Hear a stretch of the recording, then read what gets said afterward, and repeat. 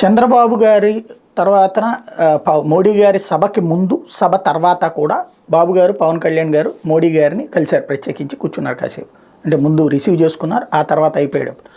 అప్పుడు బాబు గారితో ఏం మాట్లాడారంటే ఎవరు చెప్పాలా? బాబు గారు చెప్పాలా, మోడీ గారు చెప్పాలా, పవన్ గారు చెప్పాలా? ఎందుకంటే ఇలా ముగ్గురు అక్కడ ఉంది. కానీ మనం ఏం రాసినా కాదనేది ఏముంది? ఇక్కడ ఈనాడు రాసుకొచ్చినటువంటి వార్త, ఎన్డీఏ కూటమి గ్రాండ్ సక్సెస్ అవుతుంది, ప్రజాగళం సభ బాగా జరిగింది, ప్రజల్లో చాలా ఉత్సాహం కనిపించిందని ప్రధాని నరేంద్ర మోడీ వ్యాఖ్యానించారు. సభ ముగిసిన తర్వాత తెలుగుదేశం పార్టీ అధినేత చంద్రబాబు, జనసేన అధ్యక్షుడు పవన్ కళ్యాణ్ ప్రధానితో భేటీ అయ్యారు. ఈ సందర్భంగా చంద్రబాబు అరెస్టు పరిణామాలు, ఆరోగ్యం ఎలా ఉందనే అంశాలపై చంద్రబాబుని అడిగి మోడీ తెలుసుకున్నారు.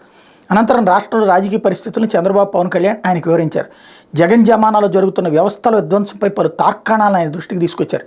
ఈ భేటీ దాదాపు 15 నిమిషాల పాటు సాగింది. ఇది అంటే 15 నిమిషాల పాటు వీళ్ళు పవర్ పాయింట్ ప్రజెంటేషన్ వేసి చూపించారనమాట. అది అసలు లెక్క.